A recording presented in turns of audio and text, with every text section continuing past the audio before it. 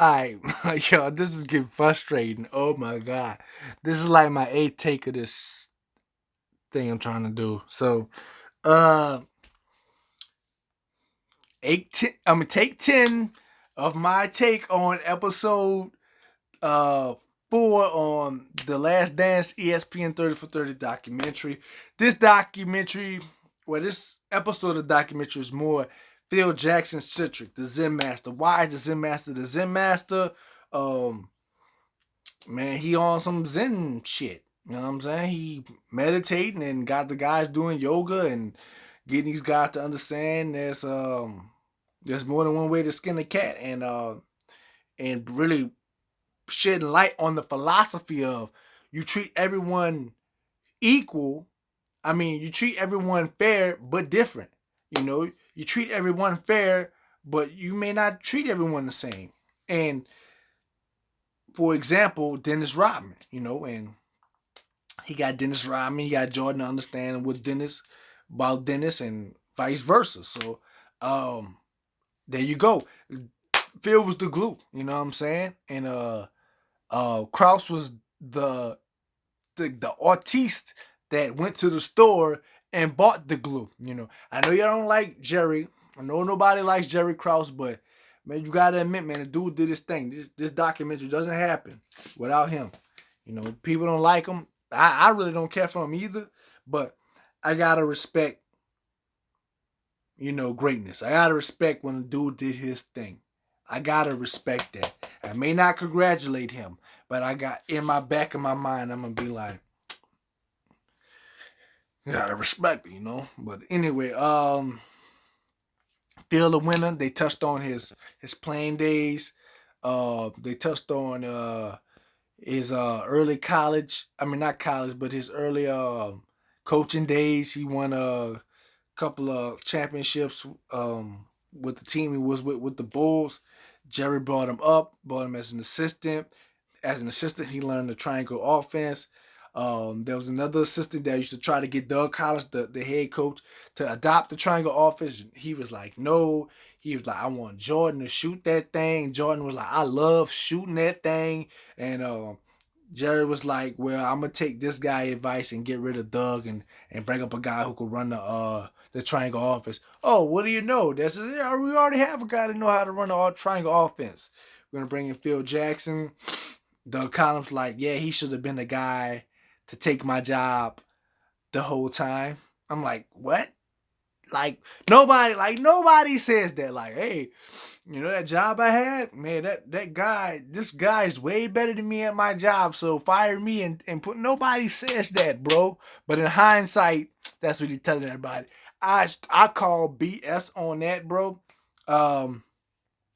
You just don't do that. I mean, nobody does that. Like, hey, this guy is better than me at this job. If anything, they're gonna try to hide the fact that you're better than him. That they're better than you. I mean, that person is better than you at the job. They're gonna try to hide that this guy is better than them at that job. So they're gonna hide that guy and probably even make that guy looks bad. If you're trying to, y'all know what I mean. I know got my words messed up, but y'all know what I mean. But so Phil was like this whiz kid and whatever. So Phil pretty much got the job because Jerry promoted him because he learned the triangle offense. And the triangle offense, when they implemented that offense opened up so many doors. It opened up doors to new problems, but they were able to see that problem and thus go about pretty much solving that issue. Sometimes you can't solve a problem without knowing that it's a problem, and sometimes you got other problems in your way that prevents you from seeing a problem that's ahead because of this other problem. And that's what they had to figure out. Jordan had to figure out that, hey, this offense that actually takes the ball from me and gives it to these other players is actually the best way that we can get by Pistons. And they didn't get by the Pistons. But like I said, once Jordan figured that out, another door opened. So they still lost. But Jordan was like, well, he was like, why did we lose? Well, I wasn't really physically in position to pull us through. And so was Scotty. So Scotty, Jordan, I'm probably sure the rest of the team or some of the other teammates got themselves physically built up to where they could uh, uh that they could absorb that punishment and dish some too. They didn't mention like Jordan and them was dishing punishment too. And that you know that field implementing the offense got them to realize that, which eventually opened up the door to them winning. And in my opinion, it's a beautiful offense, and it's just hard to implement. I'm gonna have to go back and watch how the offense is really implemented, but it's kind of hard. Um. Oh yeah, so they got to the. This was the. This was the Eastern Conference Finals, and Scotty had a headache, and oh, I know Jordan didn't like that. I know Jordan like headache. Nigga, if you don't go in the back and pop an Advil and get your ass back out here and play, I hate losing. Jordan like I hate it, and I know Jordan didn't want to hear that shit, but it is what it is. They lost it, and they came back, and they was physically better. No headache the second time, so I guess Scotty was ready. I definitely believe Scotty had a headache. I definitely believe that, and I'm not saying Scotty lied, but it's just like Jordan. Jordan. Jordan didn't like losing for whatever reason. So, um, Scotty set the tone for the series that they won in 1991. Scotty set the tone, man. Scotty came back. You could tell when Scotty was ready. That's when everything started to fall into place with Jordan. Scotty was ready. No headaches this time, and they were all physically built up to dish out punishment. And the Pistons they lost 4-0. Got swept, and they ain't like that.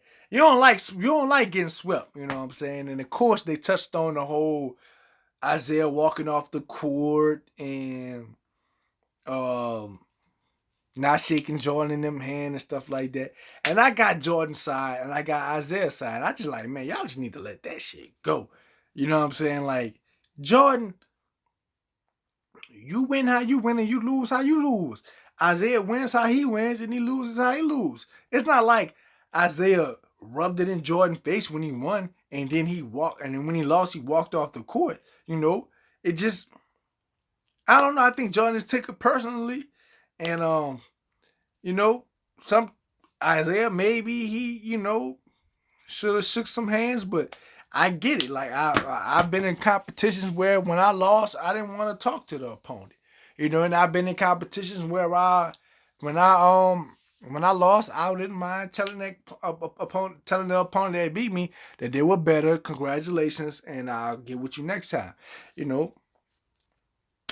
It is and it is it is what it is. There's no one way to handle a loss. You know what I'm saying? But like I said before, at the time again, Jordan is the ultimate competitor. He's the ultimate sportsman. So when Jordan took his L's in the NBA, he handled them with grace. So that's one thing I respect Jordan. Whenever he received an L, he handled it with grace. So shout out to Jordan for that.